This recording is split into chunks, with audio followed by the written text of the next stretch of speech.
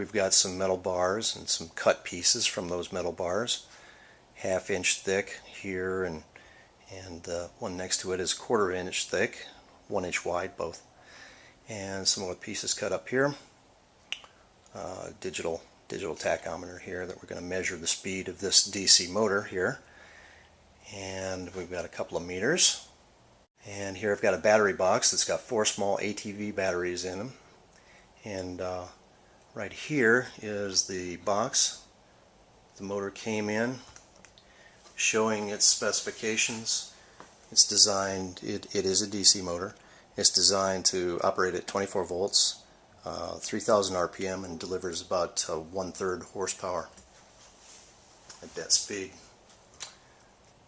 Going back up here to the battery box here, what I've done is usually I just keep these in parallel, so it just delivers 12 volts. They're very small ATV batteries.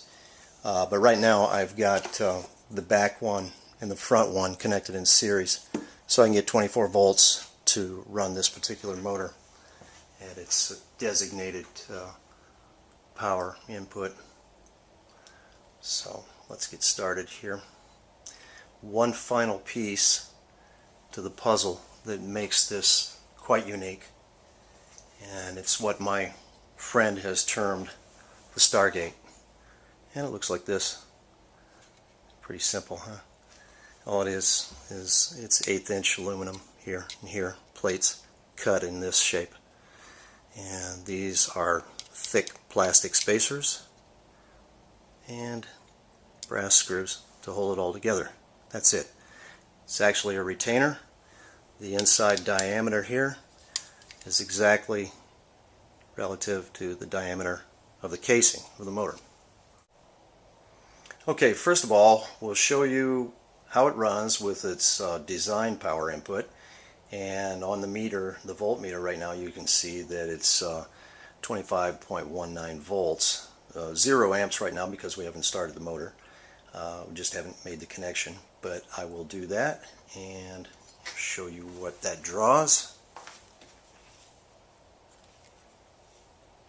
It's got a lot of torque, so I need to hold it. Okay, there we go. You can see that it's drawing.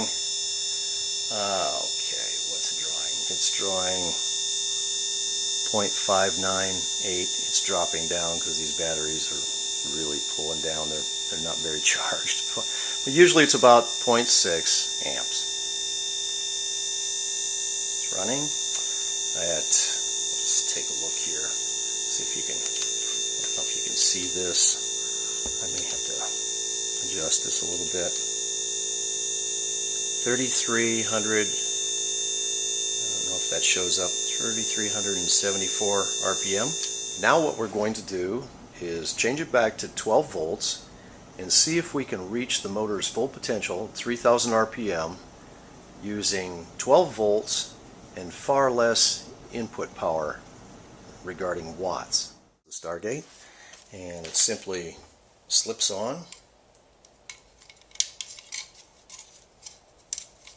onto the motor, just slides over the case. And if you notice, I've got some marks on the case here. Let me move this plastic out of the way. I've got some marks on the case here. I don't know if you can see that very well. This is 4, this is A, this is 3.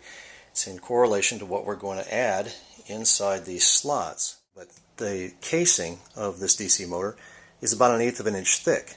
So what we need, if we just put a magnet on there, the casing wants to deflect the magnetic strength, the flux, outward.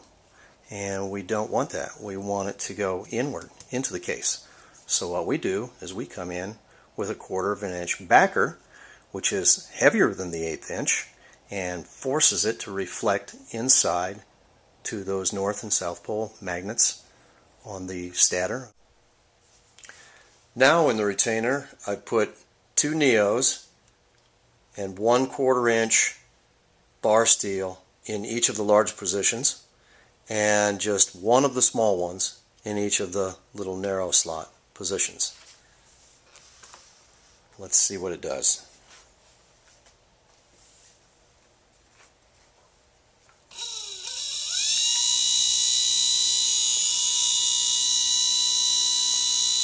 check the RPM, 3720, 26, 3730. So it's gaining 3730 at least. Power. The draw is 12.21 volts and 1 amp. On the motor with the Stargate retainer, we've got 2 of the bar magnets in each of the 4 positions, and we've got 8 of the little narrow ones in each of their 4 positions. Let's turn it on. Let's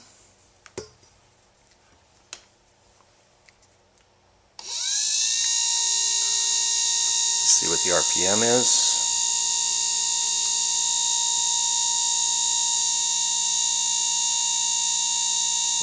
Get it on there. 3,500, roughly 3,500 RPM. Goes up and down a little bit.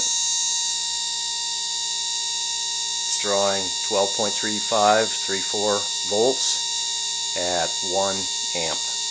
Now at this point, you would think that if you just added 2 more of these Neo bar magnets to each of the 4 locations for them and filled the stator retainer up, 8 in the position of the small ones and all the way around, and 4 in those positions, that you might double the RPM from where we were just at 3,500 in this condition to say perhaps 7,000 RPM. That's where you would be totally wrong, because what it actually does is it quadruples the speed and gets close to 15,000 RPM. Now this little motor isn't going to run for very long at 15,000 RPM. It's not designed to go but anything but around 3,000 RPM. And the fact that there are no ball bearings on the shaft on either end, just those sleeve bearings, that's where your heat would come in. Because remember, at 3,500 RPM, we were only drawing 12 watts. And at 33 or 3,400 RPM initially, without an enhanced stator magnetic field, that we were drawing 15 watts. So now we're drawing 3 watts less of power and getting a little higher RPM out of this motor with the enhanced field. Now, that's at 12 volts. You load this up fully and operate it with the 24 volts, this little motor wants to hit close to 30,000 RPM. Now, it can run that fast, but only for a few minutes before it just seizes up just from the heat of this. Because remember, it's still going to draw less power with the enhanced field than it would with raw power coming in. So it's a pretty amazing thing. Okay, here's the final demonstration. We've got we're starting with 12.28 volts on the voltmeter, and the Stargate motor has all 4 of the large bar magnets in place, all in the 4 different locations all the way around, and the 8 small ones in place. So we've got maximum magnetic interaction with the stator field inside, and I've got the digital tach set up to show you what the RPM is. Can't run this for long because I know it'd blow this motor because it just goes crazy. It's just so powerful. But here it goes. So just keep an eye on the tach here, and I'll give it some power. 7,000, 8,000, 9,000, 10,000. Oops, I got to shut it down because it wants to go to 15,000 RPM. Yes, it is spinning. And remember, we're talking about a motor that's only designed to operate at 3,000 RPM.